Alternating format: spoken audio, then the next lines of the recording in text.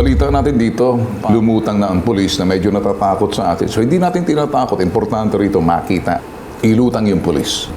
I don't want any cover-up. Hanapin kung saan yung pulis na yon. We need to see the police. Mas mabuti talaga, sir, na iparating kay General Nartates, sir. Importante rito makita ni General Nartates muna. Magagalit ba? Kakagalitan niya? Kasi bihira tong general to pag nagsasalita.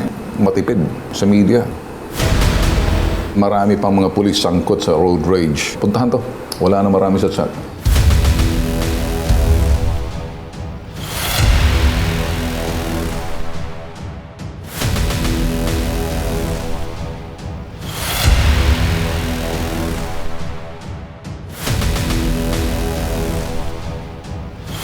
District Director, pailan mo ng kaso dahil magrereklamo ito pupunta sa iyo. Naaawa na ako dito eh. Huwag niya nang palakihin, baka mamaya manakot pa siya.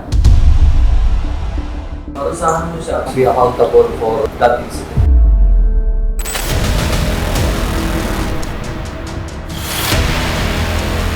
Pinatawag ko na yun, yung mga investigador, at dala-dala na nila yung case folder para mapirmahan mo na at ma-file yung kaso.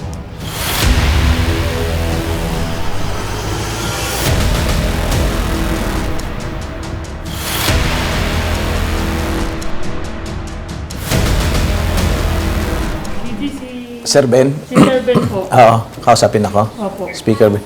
General, bago mo sampahan ang kaso yan, harap mo muna yan sa PPAC.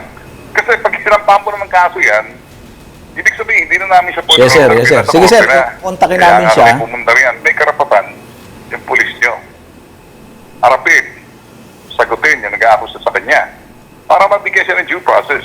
Correct. Correct. Thank you. Okay. Sige, tawagan mo. Tawagan mo.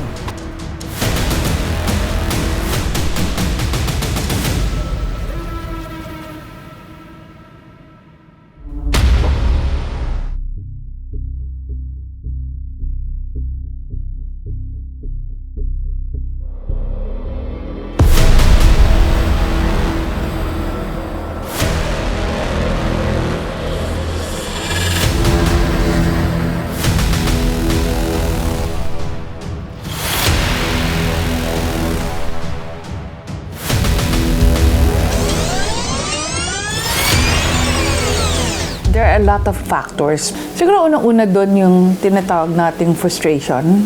Para bang ang tagal-tagal na nating sinasabi na palaging traffic, nag-a-even scheme na tayo, pero ganun pa rin yung nangyayari. Meron talagang tinatawag na aggressive yung driver na pag natutong mag-drive, kaskasero, mas mabilis ma-develop ang aggression. Mas mabilis yung silakbo ng damdamin. Another thing, itong taong ito ang nag-undergo ng stress at saka fatigue sa trabaho. Talagang ang tendency, wala ka pang tulog, yung mga ganong element ko, yung tipong may pagka-narcissist na parang pag naungusan ka, hindi pa pwede. Automatic, yung impulse na parang ganito. What is wrong with you? Alam mong sisingit na ganon, ayaw mo yun. Bata kaming kasama. Sisingit ka! Puro ka pa ganyan! Oo! Po, yan ang... Maaring yung mga tao na talagang naiinitan are also presenting a certain medical condition like masakit na yung ulo. Pangalawa, dehydrated yan or hindi pa nakakakain. Yung mga ganong factors, talagang malaking bagay yung para magkaroon ka ng aggression. Matatakot ka rin kasi ang bilis nilang maka-attract ng galit to the point na kung sino yung makita, pwedeng mapagbuntunan. Sir, yung NMAX po na motor, Yamaha po, nagpakilala po siya sa akin na pulis nung nabangga niya po ako. Pulis daw siya. Yes, sir. Nagpakita po ng ID, sir. Nagpakita siya ng ID. Yung viral, sir. So, ito na yun. Siya ba to? Yes po, hinabol po namin siya ng... So, may plaka. Apo. We go. All-points bulletin against this guy. We got this okay? May matuli na motor na gusto kaming unahan. Tumama yung unahang parte ng motor ko. Oh, saan? Sinong Doon po, nasa- naipit yung paa ng pasahero ko. Sir, sabi ko, nakadisgrasya ka po. Oh, sinabihan Tapos mo hindi niya siya. po ako kinakausap. Tapos ang sabi niya, pulis ako, may magagawa ka. Tapos nagbunot ng ID. Tinakbuhan niya po kami, tapos tinakot pa po kami na pulis daw po siya. Bakit niya po kami tatakutin? Ngayong siya naman po ang nakabangga.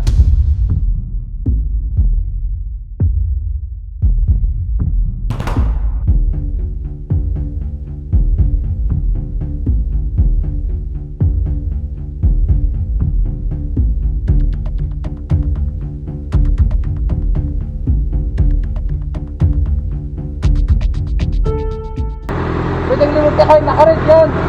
Naka-green yan, may tumatawid, bawal lumiko. Ano na? Bawal lumiko.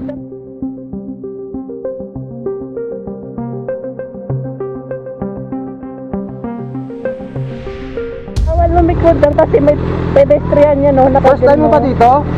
Ha? First time mo dito? Hindi, dito ako dumadaan. First time mo dito? Dito ako dumadaan Kaya nga, lagi. first time mo. Ano gusto mo mangyari? Kaya sabihan lang kita, boss.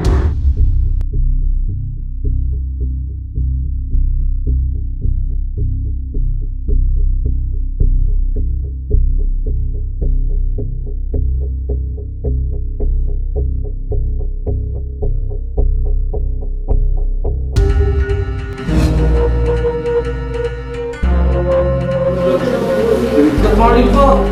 Colonel Ortega po. Medyo di po ni Gerald Medina. Si Corporal Maritime. Okay. Unang-una po, humingi po ako ng paumanhin doon sa rider. Kung ano po yung mga nasabi ko or kung ano man yung nagawa kong action doon, sana po mapatawad po ako ng rider. Yan lang po, sir.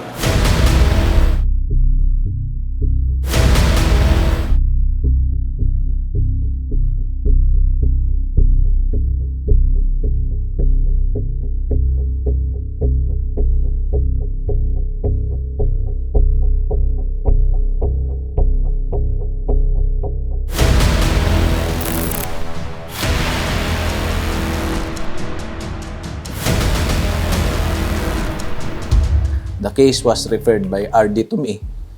Pinatawag ko na yun, yung mga investigador, at dala-dala na nila yung case folder para mapirmahan mo na at ma-file yung kaso. Kayo naman, magpapile ng kaso, di ba? So, kasong reckless imprudence resulting to slight physical injuries and damage to property yung ating ipapile doon sa police. Sige, salamat. Thank you, ha.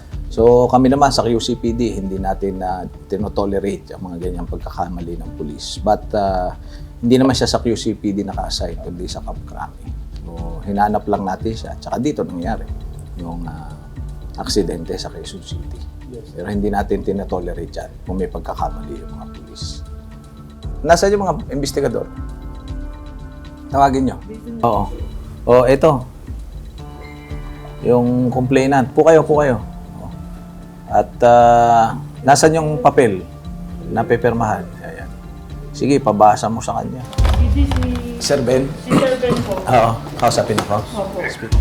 General, bago mo sampahan ang kaso yun, harap mo muna yan sa PIPAC. Kasi pag hirampahan mo naman kaso yan, ibig sabihin, hindi na namin siya pwede. Yes, sir. Sige, sir. Kontakin namin siya. Kaya pumunta riyan, may karapatan yung pulis nyo.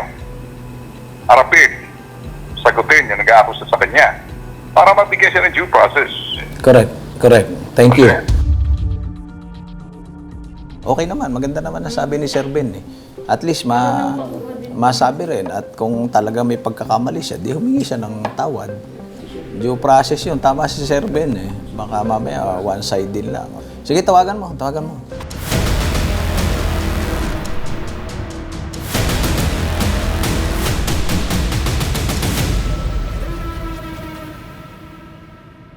Humihingi ako ng paumanhin sa lahat. Bumiyaya ako mula sa Tarlac, papuntang Maynila, Lutang. Opo.